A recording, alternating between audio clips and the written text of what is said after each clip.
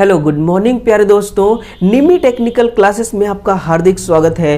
दोस्तों यूपीपीसीएल टीजी2 26 जून 2016 में आयोजित पेपर का आज हम सॉल्यूशन करने वाले हैं और बड़े ही शिद्दत के साथ दोस्तों उन प्रश्नों को मैं आपके समक्ष लेकर आया हूं। बस कुछ ही मिनटों में दोस्तों उनका सॉल्यूशन मैं आप तक पहुंचाना प्रारंभ कर दूंगा और जितने शिद्दत के साथ दोस्तों मैं इस क्लास को आपके सामने लेकर आया हूं, उतने ही शिद्दत से आप भी इस क्लास को देखिएगा, बिल्कुल प्रेम भाव से देखिएगा दोस्तों और आनंद के साथ देखिएगा। देखिए दोस्तों, हर रोज की तरह आज भी आपके लिए कुछ लाइनें लेकर आया हूं, पढ़िएगा इनको कि कोई मुसाफिर सफल तब होता है जब वो दुनिया को नहीं खुद को बदलना शुरू करता है। इसलिए दोस्तों बदलाव कहां जरूरी है? बदलाव खुद में जरूरी है, खुद को बदलना होता है। कहते हैं ना, अगर दुनिया को रंगीन देखना चाहते हैं तो दुनिया को रंग बिरंग मत बनाइए, बस दोस्तों रंग बिरंग चश्मा लगाइए, पूरी दुनिया खुद ब खुद आपको रंगीन दिखने लगेगी। इसीलिए दोस्तों आपको क्या करना है? खुद के ऊपर बदलाव करना, खुद को आपको बदलना है।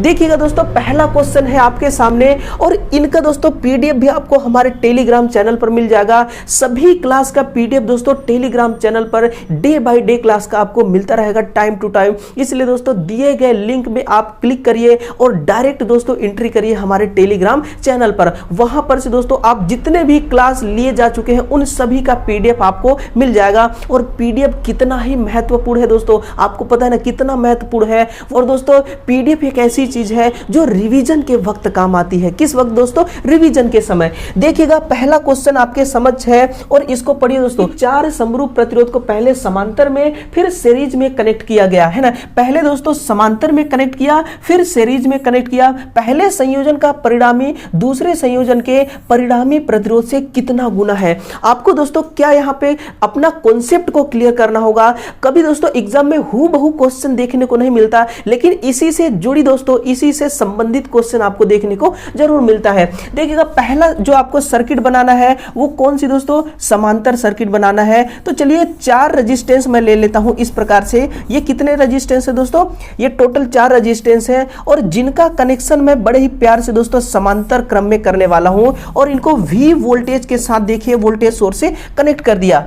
अब इसमें देखिएगा हर एक रेजिस्टेंस, हर एक प्रतिरोध का मान 1 ओम होगा। कितना है? 1 ओम इनका मान है। इनका रेजिस्टेंस ज्ञात करने का फॉर्मूला क्या है दोस्तों?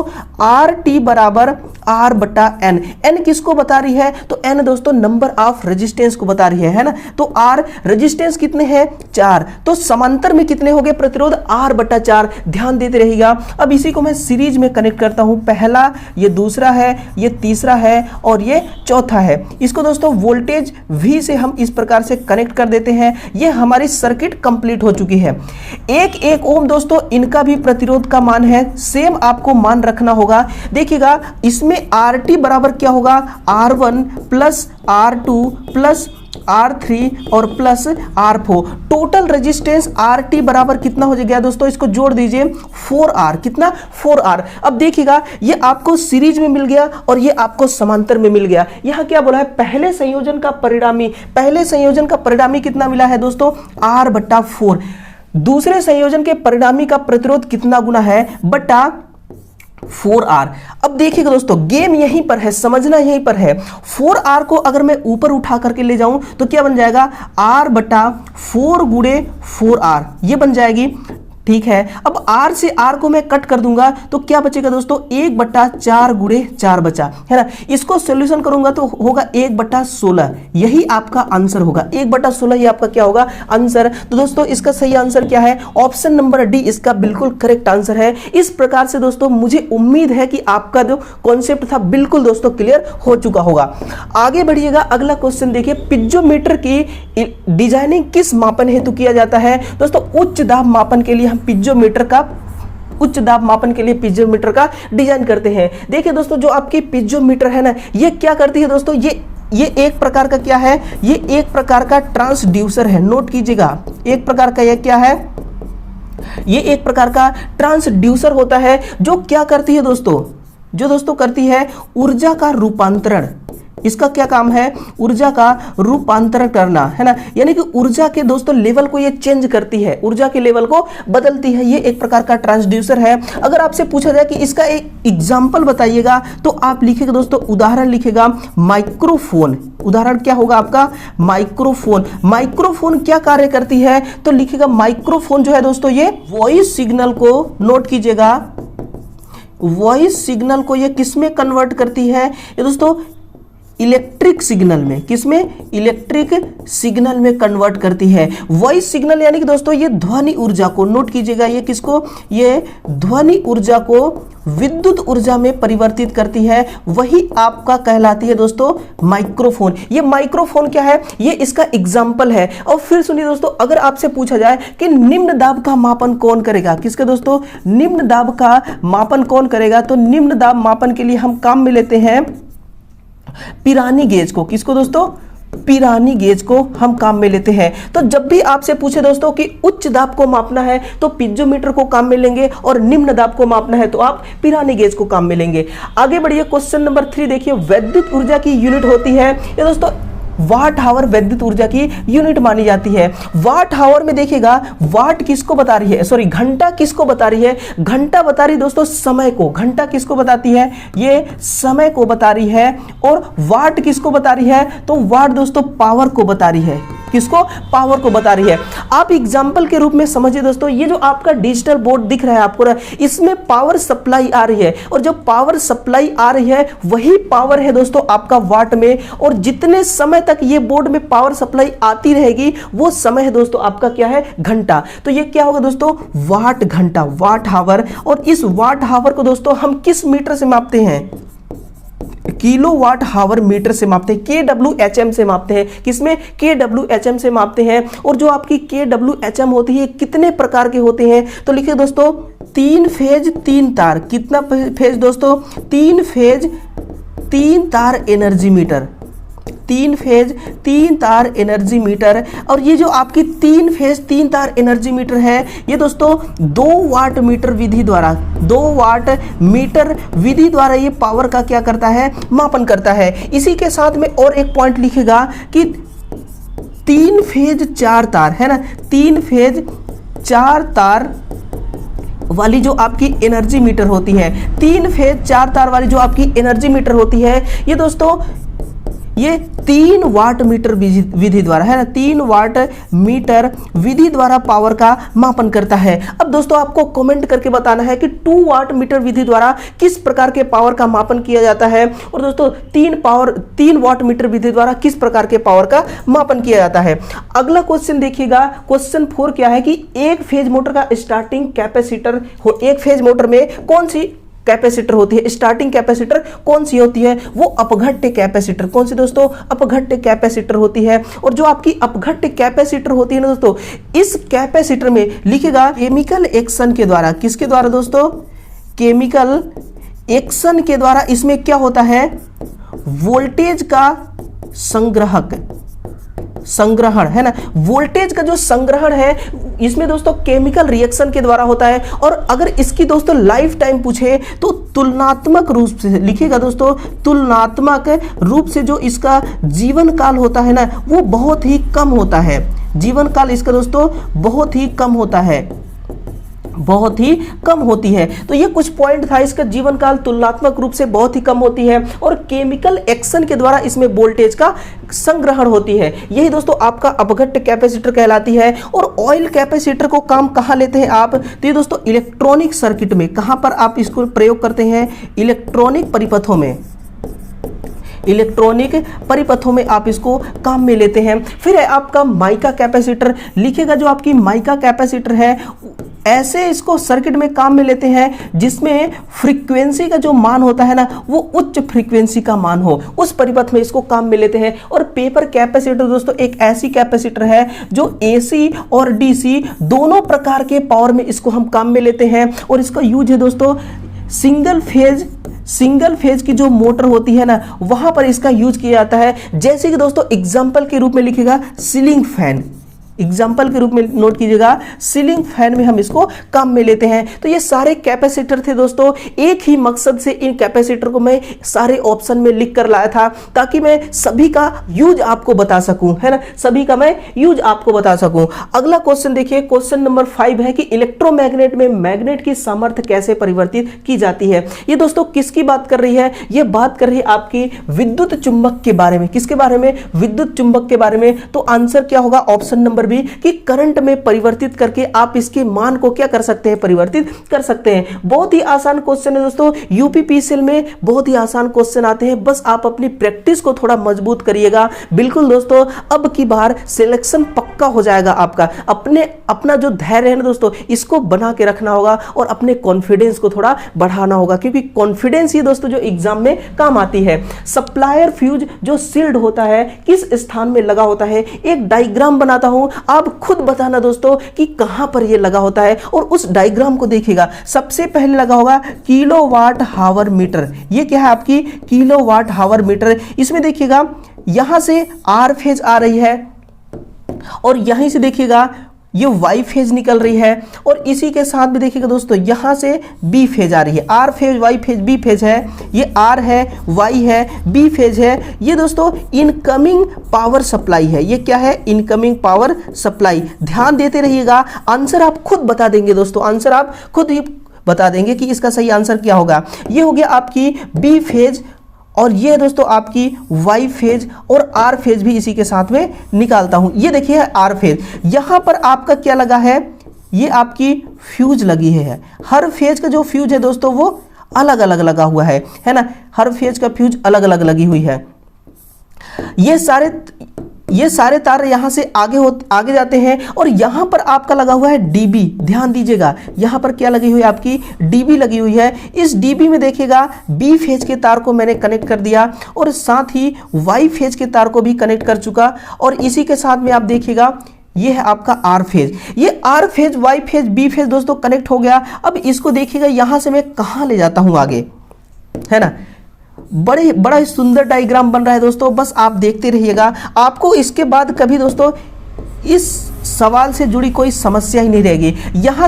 यहां पर है आपका एमसीबी।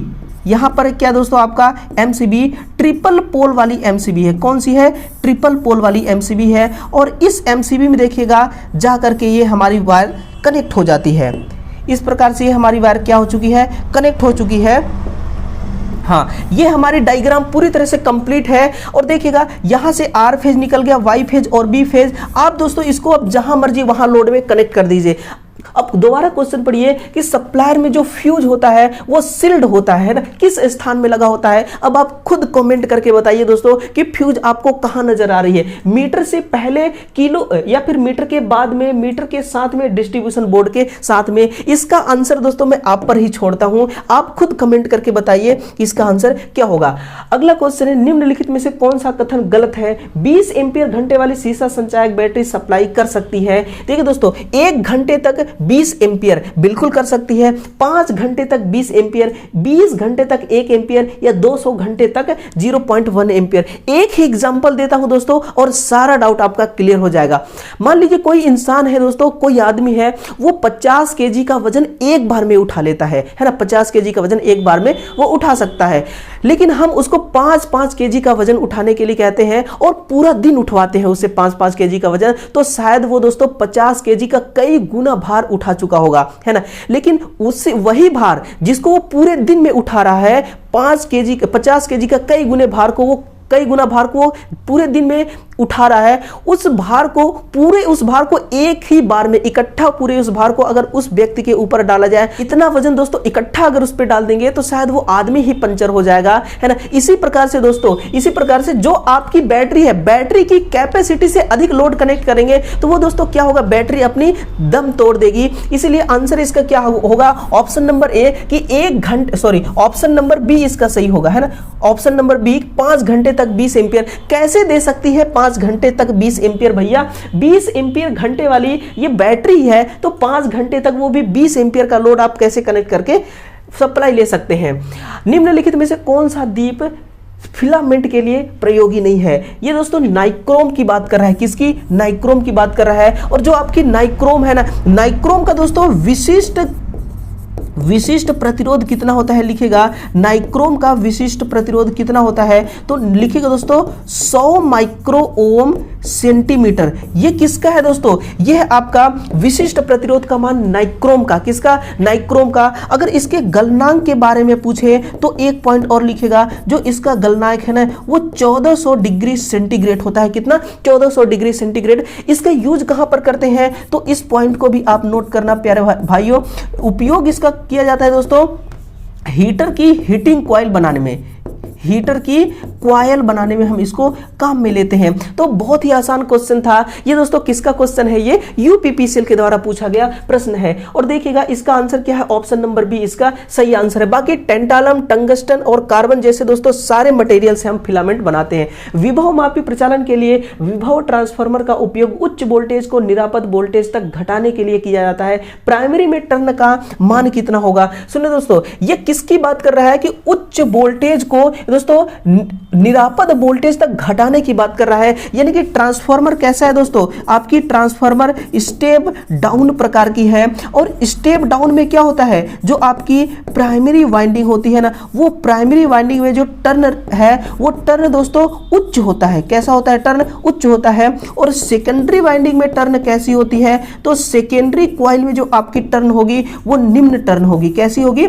निम्न टर्न होगी। तो आंसर क्या होगा? सेकेंडरी में फेरों की संख्या के बराबर या सेकेंडरी में फेरों की संख्या से अधिक। तो आंसर क्या होगा? ऑप्शन नंबर इसका बी करेक्ट होगा। क्या लिखा है यहां पे दोस्तों? प्राइमरी वाइंडिंग में टर्न की संख्या उच्च होगी। यही आपका सही आंसर है। और ये किस ट्रांसफार्मर का प्रकार है ये भी नोट करना प्यारे दोस्तों। ये है आपका इंस्ट्रूमेंट ट्रांसफार्मर का प्रकार। किसका दोस्तों?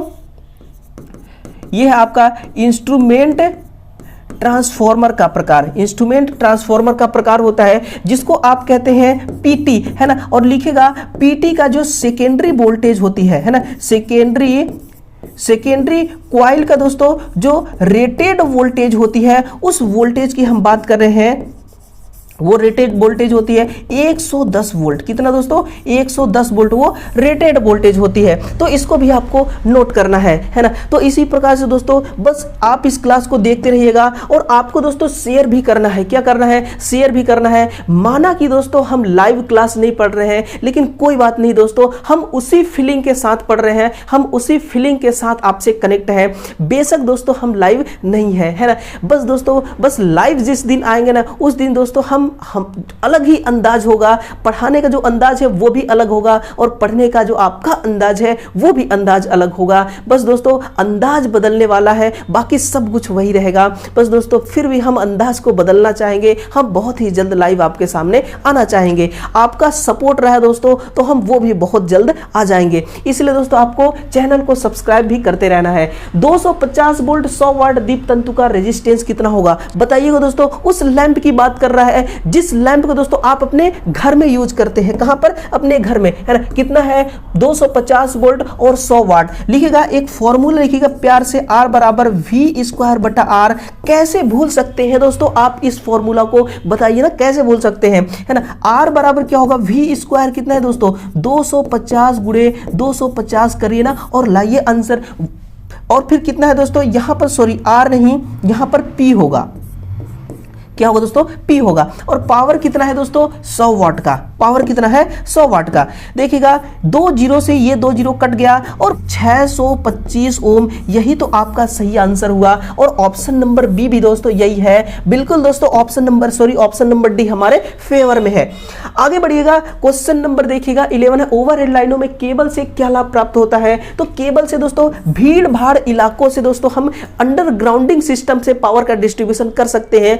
अब इससे जुड़ी जितने भी लाभ हैं उन सभी लाभ को दोस्तों एक साथ में आपके सामने रखने वाला हूं। देखिएगा सबसे पहला लाभ लिखिएगा दोस्तों, केबल का सबसे पहला लाभ लिखिएगा आप।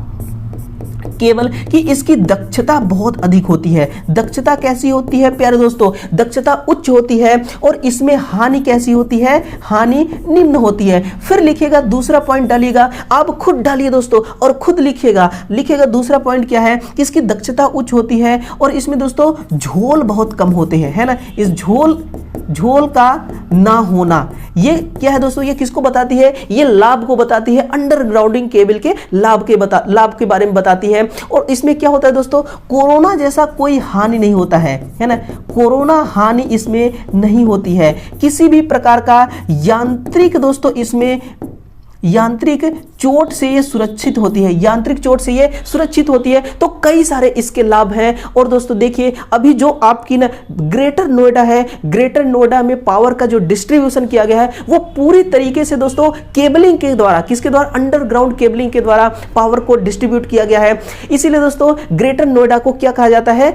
ग्रेटर नोएडा को दोस्तों हम कहते हैं स्मार्ट सिटी। सुनिए दोस्तों, स्मार्ट सिटी किसको कहते हैं ना? स्मार्ट सिटी उसको कहते हैं कि कोई सिटी पहले से ही बनी हुई है, उसको दोस्तों हम डेवलप कर दें, वो कहलाती है हमारी स्मार्ट सिटी। और ग्रीन सिटी किसको कहते हैं? एक ऐसा शहर जिसका दोस्तों निर्माण शुरू से ही किया गया हो और उसमें शुरू से ही विकास किया गया हो, हर वो सुविधा, हर वो साधन दिया गया हो उस सिटी में, उसको हम कहते हैं ग्रीन सिटी। यानी कि जो पहले से बना हुआ है और उसको हमने डेवलप कर दिया, वो क्या कहलाता है? वो आपका स्मार्ट सिटी हो गया। और एक ऐसा सिटी जिसका निर्माण हम प्रारंभ में करते हैं और खूब उसमें डेवलप करते हैं, वो कहलाती है आपकी ग्रीन सिटी, है ना। तो ये है दोस्तों, इन दोनों में फर्क है। और ये क्या करती है? ये दोस्तों सबसे बड़ी इसकी लाभ क्या है?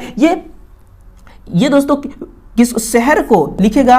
ये शहर को सुंदर बनाती है। किसको दोस्तों? ये शहर की सुंदरता को बनाए रखती है। शहर को सुंदर ये क्या खाक बनाएगी? शहर की सुंदरता को ये बनाए रखती है ना। आप देखिएगा, अगर ओवरहेड के द्वारा दोस्तों पावर को हम ट्रांसमिट करते हैं इतने अच्छे सुंदर से सिटी में, दोस्तों सारा नजारा बिगड़ जाता है ना। आपको नजारा थोड़ी बिगाड़ना है। निम्न विकल्पों में से किस मशीन की प्रारंभिक बलागुण मान उच्च होता है? ये दोस्तों बात कर रहा है दोहरा संधारित्र मोटर की। और दोस्तों दोहरा संधारित्र जो मशीन है, इसका प्रयोग कहां पर आप करते हैं? याद कीजिएगा दोस्तों, मैंने बताया था आपको एयर कंडीशनर में। कहां पर? एयर कंडीशनर में इसका यूज किया जाता है। और जो आपके सर्वो मोटर होती है ना, इसमें कमाल की ये बात है दोस्तों, इसमें दो वाइंडिंग होती है। एक वाइंडिंग को कहा जाता है मुख्य वाइंडिंग और जो आपकी दूसरी वाइंडिंग होती है उसको हम कहते हैं कंट्रोलिंग वाइंडिंग। ध्यान रखिएगा दोस्तों, कौन सी वाइंडिंग? कंट्रोलिंग वाइंडिंग कहते हैं। और ये दोस्तों टू फेज मोटर होती है। कौन फेज मोटर होती है? टू फेज मोटर होती है आपकी सर्वो मोटर। अगर आपसे पूछो दोस्तों इसका यूज कहां पर किया जाता है, तो लिखेगा रोबोट में इसका इस्तेमाल किया जाता है। कहां पर दोस्तों? रोबोट में इसका इस्तेमाल किया जाता है। सुनिए, रोबोट का कंट्रोलिंग कैसे करते हैं? तो इस कंट्रोल वाइंडिंग के द्वारा दोस्तों रोबोट की हम कंट्रोलिंग कर लेते हैं। सार्वत्रिक मोटर का यूज आप कहां पर करते हैं? ये दोस्तों एसी तथा डीसी दोनों प्रकार के पावर से ये चलने वाली मोटर है। और इसका यूज सिलाई मशीन में, कहां पर दोस्तों? इसका यूज सिलाई मशीन में किया जाता है और मिक्सी ग्राइंडर में। कहां पर? मिक्सी ग्राइंडर में इसका इस्तेमाल किया जाता है। तो सारे दोस्तों मोटर का यूज आपके सामने है। अगला क्वेश्चन देखिएगा, क्वेश्चन नंबर 13 की ओर बढ़िए। किसी मशीन की कार्यदक्षता में वृद्धि की जा सकती है ना। तो दोस्तों कैसे वृद्धि करते हैं? लॉस को घटा करके। सिंपल सी बात है दोस्तों, हानि को कम कर दीजिए, इसकी दक्षता में बढ़ोतरी हो जाएगी। अगला है सार्वभौमिक मोटर को किस पावर पर चलाई जाती है? जैसा कि अभी मैंने बताया दोस्तों, एसी और डीसी दोनों प्रकार की पावर से चलाई जाती है। एक ऐसा मोटर जो दोस्तों 3,000 से लेकर के 40,000 आरपीएम पर चलती है। आमतौर पर निम्नलिखित में से किस डिस्ट्रीब्यूशन सिस्टम का प्रयोग वैद्युतिक नेटवर्क सिस्टम में नहीं किया जाता है? आप दोस्तों लिखिएगा, सबसे पहला हेडिंग डालिए, आप खुद डालिए दोस्तों और लिखिएगा। लिखिए दोस्तों, एक पॉइंट लिखे, दो तार डीसी प्रणाली, है ना। दो तार डीसी प्रणाली, ये किसकी बात हो रही है? ये डीसी की हो रही है। फिर लिखिएगा 3 तार, है ना, 3 तार डीसी प्रणाली। ये डीसी प्रकार की दोस्तों पावर को डिस्ट्रीब्यूट करने का तरीका है। फिर एक और लिखिए दोस्तों, सिंगल फेज, है ना, सिंगल फेज 2 तार प्रणाली, सिंगल फेज 2 तार प्रणाली। फिर एक और पॉइंट लिखिए, सिंगल फेज तीन तार प्रणाली, तीन तार प्रणाली। और एक पॉइंट लिखिएगा दोस्तों, पांचवा पॉइंट डालिए, आप खुद डालिएगा, आप खुद डाल के देखिए, है ना।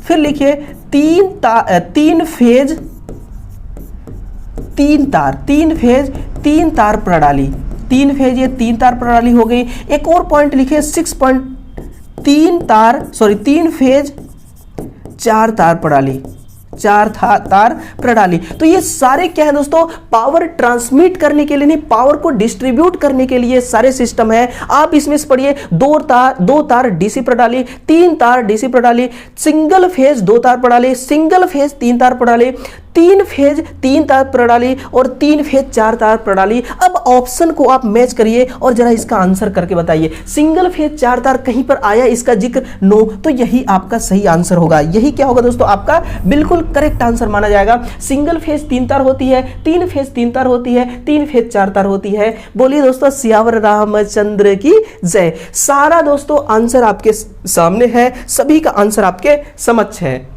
तीन phase squirrel cage induction motor की रोटर गति होती है सिंक्रोनस गति से कम गति पर दोस्तों हम इंडक्शन मोटर को गति कराते हैं। अगर हम इसको सिंक्रोनस स्पीड पर गति करा दे तो क्या होगा दोस्तों, रोटर ब्लॉक हो जाएगी और रोटर ब्लॉक होती है आपकी इंडक्शन मोटर तुरंत रुक जाएगी। डबल रास्ता सिंगल पोल स्विच, डबल रास्ता का मतलब क्या है दोस्तों, लिखेगा द्विमार्गी। इसका मतलब क्या है, तो इसका मतलब है द्विमार्गी। द्विमार्गी सिंगल पोल स्विच निम्नलिखित का संयोजन कंट्रोल करता है ना। इसका कनेक्शन दोस्तों किसको कंट्रोल करता है, तो ये एक तार को डबल स्थिति में, है ना, एक तार को डबल स्थिति में कंट्रोल करती है। और एक तार को दोस्तों चार स्थिति में कंट्रोल कौन करेगा, तो लिखेगा इंटरमीडिएट स्विच। कौन सी दोस्तों, इंटरमीडिएट स्विच के द्वारा हम इस प्रकार की कंट्रोलिंग संभव बनाते हैं। एक तार को तीन प्रकार से दोस्तों, ये भी यही होगा इंटरमीडिएट स्विच। एक तार को सिंगल स्थिति में कंट्रोल करना है तो हम किसको काम में लेंगे, वन वे स्विच को। किसको दोस्तों, हम वन वे स्विच को काम में लेंगे। तो ये स्विच से संबंधित क्वेश्चन था। डीसी इंजन के मामले में क्या होगा, बड़ा ही आसान क्वेश्चन है और बड़ा ही इजी क्वेश्चन है और बड़ा ही इंटरेस्टिंग भी क्वेश्चन है। ये दोस्तों एक इलेक्ट्रीशियन के लिए बहुत ही महत्वपूर्ण क्वेश्चन है। ये क्वेश्चन का आंसर हर किसी को आना चाहिए। डीसी करंट के मामले में क्या सही है, तो केवल करंट एक ही पक्ष में होता है, बिल्कुल सही है आंसर दोस्तों। इसका ग्राफ आप देखिए, इसका आप ग्राफ देखिएगा, है ना, इस प्रकार से ग्राफ होती है। ये है दोस्तों आपका करंट और यही है आपका वोल्टेज। अब देखिएगा टाइम के दोस्तों अनुसार ना ही चेंज होती है करंट और ना ही चेंज होती है वोल्टेज। अगर मैं आपसे कहूं कि ये दोस्तों डीसी सोर्स कौन कौन से हैं, अगर मैं आपसे ये कहूं दोस्तों कि बताइएगा डीसी के स्रोत कौन कौन से हैं, तो सबसे पहला लिखिएगा दोस्तों बैटरी है। क्या है, बैटरी। और वहीं पर दूसरा पॉइंट डालिएगा और लिखिएगा डीसी इंजन। बैटरी से भी आप डीसी पावर प्राप्त कर सकते हैं और डीसी इंजन से भी आप वही पावर प्राप्त करते हैं। और दोस्तों सबसे बड़ी कमी क्या है कि इसका जो उत्पादन होता है ना, इसका दोस्तों हम उत्पादन केवल और केवल 650 वोल्ट तक ही कर सकते हैं। कितना, 650 वोल्ट तक ही कर सकते हैं। वहीं पर अगर आपसे एसी का उत्पादन क्षमता पूछता तो दोस्तों आप कितना कहते, 33 केवी, कितना, 33 केवी तक बिजली का उत्पादन कर सकते हैं। तो आंसर दोस्तों आपके सामने है। बढ़िएगा, अगला क्वेश्चन क्या है कि सीसा संचायक सेल की क्षमता किस राशियों में व्यक्त किया जाता है। अब दोस्तों इसका आंसर बताइएगा, इसका सही आंसर क्या होगा। सेलों की संख्या से बैटरी कितने एम्पीयर आवर की विद्युत दे सकती है, यही आंसर दोस्तों सही होगा। टाइम जिसके लिए प्रयोग किया जा सकता है, कितने बार इसे रिचार्ज किया गया, है ना दोस्तों। बैटरी कितने एम्पीयर आवर की विद्युत दे रही, यही इसकी दक्षता को बताती है। यही क्या बताती है, इसकी दक्षता को बताती है। और एक पॉइंट लिखेगा, जो आपकी सीसा संचायक सेल है, क्या दोस्तों, जो आपकी सीसा संचायक सेल होती है ना, इस सेल का लाइफ टाइम कितना होता है, तो आप लिखेगा दोस्तों जीवन काल इसका कितना होता है, तो 2.5 से लेकर के, कितना दोस्तों, 2.5 से लेकर के 5 वर्ष इसका जीवन काल होता है। कितना दोस्तों, 2.5 से लेकर के 5 वर्ष इसका क्या होता है, इसका जीवन काल होता है। और एक बिल्कुल नई डाटा आपको बता रहा हूं, उसको भी आप नोट करना कि अगर पूछे कि लेड एसिड बैटरी का दोस्तों विशेष पावर क्या होता है ना, विशेष पावर कितनी होती है, तो आप लिखेगा 180 वॉट प्रति किलोग्राम। कितना दोस्तों, 180 वॉट प्रति किलोग्राम। ये दोस्तों ये अंदाज लगाया गया है कि अगर बैटरी का वजन इतना है तो उसकी वाट रेटिंग दक्षता कितनी हो सकती सकती है ना। तो इसको भी आप नोट कीजिएगा। बढ़िए दोस्तों, बहुत ही हम अपने लक्ष्य की ओर दोस्तों बढ़ रहे हैं और लास्ट क्वेश्चन 25 नंबर तक है और आप भी दोस्तों देखते रहिएगा। बड़े ही प्यार से क्वेश्चनों का डिजाइन करता हूं, मैं खुद क्वेश्चन टाइप करता हूं दोस्तों और उसको ले करके आप तक बड़े ही प्यार से आता हूं और उसका सॉल्यूशन कराता हूं। मुझे उम्मीद है कि मेरा जो स्ट्रगल है दोस्तों, आपके समक्ष जो मेरा मेहनत है वो दोस्तों आपके काम आएगी। और जिस दिन दोस्तों मेरा मेहनत आपके काम आ गया ना, मैं समझ गया दोस्तों कि जो मेरी मेहनत है वो बेकार नहीं जा रही है। सीसा एसिड बैटरी की लाइफ टाइम हो सकती है। बस दोस्तों जिसकी हम बात कर रहे थे वही क्वेश्चन आपके सामने आकर खड़ी होगी। और आंसर क्या है? आंसर दोस्तों आप सबको पता है कि 2 से 5 वर्ष इसका सही आंसर होता है। इसका यूज कहां पर करते हैं हम लेड एसिड बैटरी का? तो आप लिखेगा दोस्तों जो इसका इस्तेमाल है ना, ये दोस्तों ऑटोमोबाइल्स में, कहां पर? ऑटोमोबाइल्स में इसका प्रयोग किया जाता है। लेकिन आजकल दोस्तों ऑटोमोबाइल्स में इसका यूज कम किया जा रहा है। किस मोटर का दोस्तों? न्यू टेक्नोलॉजी में, नोट कीजिएगा है ना, न्यू टेक्नोलॉजी में दोस्तों, न्यू टेक्नोलॉजी में किसका प्रयोग किया जा रहा है ना? तो न्यू टेक्नोलॉजी में हम आजकल लिथियम आयन को काम में ले रहे हैं। किसको दोस्तों? लिथियम आयन को काम में ले रहे हैं। अगर पूछेंगे कि क्या कमी है इसमें, क्या खासियत है लिथियम आयन में, तो उस पॉइंट को नोट करना प्यारे दोस्तों। इसमें कमी है एक, इसमें दोस्तों इसमें सबसे बड़ा लाभ है कि इसका जीवन काल 10 वर्ष होता है। कितना होता है? इसका जीवन जो होता है दोस्तों वो 10 वर्ष होती है। और इसके वोल्टेज रेटिंग कितना होता है? तो आप ध्यान रखिए दोस्तों, जो इसका वोल्टेज रेटिंग होती है वो होती है दोस्तों 2.5 वोल्ट से लेकर के 3.7 वोल्ट इसकी क्या होती है? वोल्टेज रेटिंग होती है। ये कई सारे इसके लाभ हैं। इसीलिए दोस्तों न्यू टेक्नोलॉजी हम लिथियम आयन सेल को काम में लेते हैं। अब खुद दोस्तों मोबाइल खोल करके देखिए, लिथियम आयन बैटरी पाएंगे। लैपटॉप को खोलिए, लिथियम आयन बैटरी पाएंगे। अगला क्वेश्चन है कि निम्नलिखित में से कौन सा विद्युत का चालक नहीं है? वो दोस्तों आपका प्लास्टिक विद्युत का चालक नहीं है। कैसे आप मान रहे हैं सीसा विद्युत का चालक है? कैसे आप मान रहे हैं सिल्वर? कैसे मान रहे हैं मरकरी को? तो एक पॉइंट लिखिएगा, फिर आपको दोस्तों भरोसा हो जाएगा। सीसा का जो चालकता होती है दोस्तों वो 8% सीसा में चालकता होती है और सिल्वर में दोस्तों 7.6% होती है और जो मरकरी है आपकी 1.6%। ये किसको बता रहे हैं ये परसेंटेज? ये दोस्तों चालकता को बता रहे हैं। किसको? ये इसके चालकता को बता रहे हैं। जो आपकी प्लास्टिक है इसमें दोस्तों किस कारण से इसमें विद्युत धारा का प्रवाह नहीं होता है, उस कारण को आपको दोस्तों आज जानना ही होगा। देखिएगा इसमें ये क्या है? ये सारे के सारे दोस्तों इलेक्ट्रॉन है। ये क्या है? ये इलेक्ट्रॉन है और इस प्रकार से ये एक बॉन्ड बना लेते हैं। इस प्रकार से ये एक बॉन्ड बना लेते हैं और बॉन्ड बनाने के बाद दोस्तों ये क्या हो जाते हैं? ये मुक्त नहीं रहते और जब तक मुक्त नहीं रहेंगे तब तक विद्युत धारा का प्रवाह नहीं होगा। अगर हम इसमें ऊपर से दोस्तों हीट डाल दें, ऊपर से हम क्या डाल दें? हीट डाल दें, उष्मा डाल दें, तो दोस्तों इनका जो कोवैलेंट है ना वो टूट जाएगा। लेकिन दोस्तों जैसे ही आप प्लास्टिक में हीट डालेंगे ना, प्लास्टिक खुद अपना दम तोड़ देगी, वो खुद दोस्तों समाप्त हो जाएगी। इसलिए हम इसमें हीट डाल नहीं सकते हम विद्युत धारा का प्रवाह कराने के लिए। अगला क्वेश्चन देखिएगा, पढ़िएगा क्वेश्चन को कि परिपथ एसी हो या डीसी। कितना प्यारा क्वेश्चन है ना। परिपथ एसी हो या डीसी, किस इलेक्ट्रॉनिक कंपोनेंट में प्रवाहित धारा का परिणाम घटाने में सबसे प्रभावी होता है? कहने का मतलब है कि दोस्तों इलेक्ट्रॉनिक कंपोनेंट आपको नाम बताना है कि जिसको बढ़ाने से करंट का प्रवाह घटने लगता है, करंट अपने मान को दोस्तों कम करने लगती है, वो कहलाती है अवरोधक। वो क्या कहलाती है? उसको हम कहते हैं अवरोधक। जरा जानिए दोस्तों अवरोधक किसको कहते हैं? हम प्रतिरोध को ही हम अवरोधक कहते हैं। और ये क्या करता है? ये दोस्तों करंट के मान में दोस्तों कमी ले आता है और यही इसका सही आंसर है ना। बहुत ही दोस्तों लॉजिकल क्वेश्चन है और इन क्वेश्चनों को सॉल्यूशन करने और कराने दोनों में ही मजा आता है। करंट मापी परिणामित्र के प्राथमिक सर्किट में जब करंट प्रवाहित होती है तब सेकेंडरी करंट को क्या करना चाहिए? लघु सर्किट नहीं रखा जाना चाहिए या विद्युत खुला नहीं रखा जाना चाहिए? दोस्तों विद्युत खुला नहीं रखा जाना चाहिए। अगर ओपन रखेंगे दोस्तों क्या होगा? कोर सेचुरेट हो जाएगी ट्रांसफार्मर की और सेचुरेट होने के बाद दोस्तों तुरंत क्या होगा? ट्रांसफार्मर का कोर फट सकती है और उस ट्रांसफार्मर के नजदीकी दोस्तों जो भी टेक्नीशियन या इलेक्ट्रीशियन काम करता रहेगा उसके लिए दोस्तों खतरा हो सकता है। इसीलिए कभी भी विद्युत खुला नहीं रखा जाता है। यह इसकी सेकेंडरी वाइंडिंग की बात कर रहा है।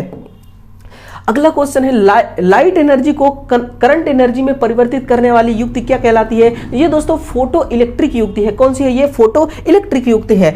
आगे बढ़िएगा और लास्ट क्वेश्चन को देखिएगा। ओम के नियम के संबंध में निम्नलिखित विकल्पों में से कौन सा कथन असत्य है ना? देखिएगा दोस्तों, V बराबर IR होता है, ये पहला रूल है। I बराबर V बटा R है, ये दूसरा रूल है ना? फिर है R बराबर V बटा I, ये तीसरा रूल है। जरा आप इससे मैच करिए। पहला है विभव बराबर धारा इंटू प्रतिरोध, है ना? V बराबर I इंटू R, बिल्कुल करेक्ट है। I बराबर प्रतिरोध इंटू V, I बराबर V बटा R, यही आपका सही आंसर है। आपको क्या चुनना था कि गलत कौन सा है ना? इतना आंसर, इतना आसान आंसर, ये तो आपके लिए दोस्तों चुटकियों का खेल है। क्या है ये? चुटकियों का खेल है। तो ये दोस्तों 25 प्रश्न थे। अब बताइए दोस्तों कि सॉल्यूशन कैसा लगा, और जो मैंने आपके लिए कंटेंट तैयार करके लाया था उस कंटेंट में दम था या नहीं? अगर दम ना हो दोस्तों तो बेशक आप इस क्लास को दोस्तों डिसलाइक करिए, लेकिन आप डिसलाइक करिए दोस्तों। अगर आपको पसंद आया तो फिर आप लाइक करिए और हमारे चैनल को सब्सक्राइब करिए और हमारे प्यारे से इस परिवार का हिस्सा बनिए, और इस परिवार का हिस्सा बन के दोस्तों आप तैयारी अपना शुरू करते रहिए, है ना? तो चलिए दोस्तों, कल सुबह फिर से मिलते हैं नए नए क्वेश्चनों के साथ। इसका दूसरा एपिसोड लेकर आऊंगा, और आप दोस्तों कमेंट करिएगा, जरूर कमेंट करिएगा कि जो दोस्तों आपका जो फीडबैक है ना, उस फीडबैक को मैं जानना चाहता हूं कि आपका फीडबैक क्या है। कि दोस्तों आपके दिल की जो बात है ना, वो दोस्तों मैं खुद सुनना चाहता हूं, वो मैं खुद मैसेज के द्वारा जानना चाहता हूं। इसलिए आप दोस्तों जरूर कमेंट करना, और जो हमारी मेहनत है ना दोस्तों, क्या आपके काम आ रही है, इसको भी आपको कमेंट करके बताना है ना? तो चलिए दोस्तों, इसी प्रकार से मेहनत करते रहिए, है ना? हौसले अपने बुलंद कर, मंजिल तेरे करीब है, बस तू आगे बढ़ता जा, यह मंजिल ही तेरा नसीब है। बस दोस्तों आप नसीब के सहारे मत बैठिए, अपना खुद हौसला बुलंद कीजिए और मैदान में उतरिए, और फिर संघर्ष कीजिए जम करके दोस्तों, सच्ची लगन के साथ। फिर देखिए कामयाबी आपके कदमों तले होगी। तो चलिए कल सुबह 7 बजे फिर से मिलते हैं दोस्तों। आप सभी को मेरा जय हिंद, धन्यवाद, थैंक यू।